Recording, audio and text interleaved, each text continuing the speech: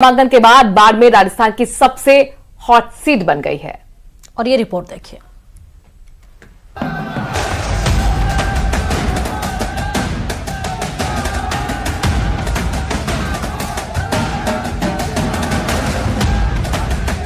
बाड़मेर की मिसाल, जनता किसके साथ?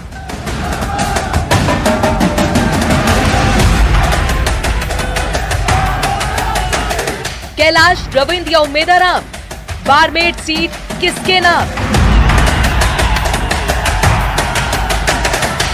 बागी रविंद्र सिंह बिगाड़ेंगे खेल।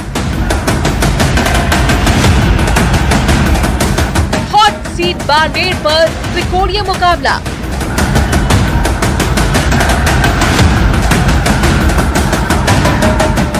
राजस्थान में 25 सीटों पर हैट्रिक लगाने के लिए बीजेपी मिशन मोड पर लगी हुई है, लेकिन बाड़मेर जैसलमेर लोकसभा सीट पर त्रिकोणीय मुकाबले ने पार्टी की टेंशन बढ़ा दी है। विधानसभा चुनाव से ही बागी बने रविंद्र सिंह भाटी पार्टी की गले की फांस बने हुए हैं और बाड़मेर जैसलमेर संसदीय क्षेत्र से उनके नामांकन ने सियासी पारा और गर्म कर दिया है।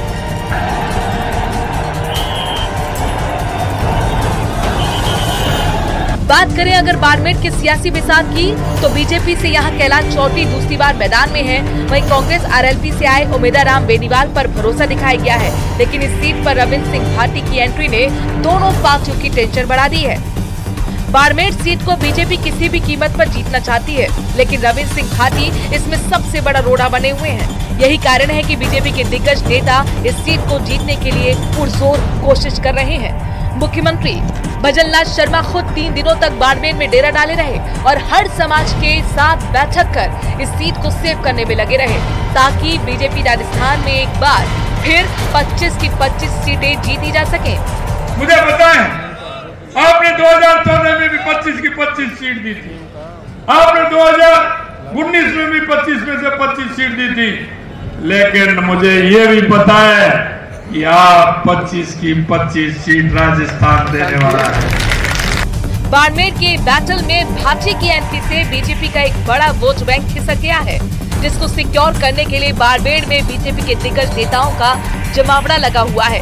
उप मुख्यमंत्री प्रेमचंद बैरवा ने भी यहाँ प्रचार प्रसार की कमान संभाल रखी है और जनता को साधने में लगे हुए हैं।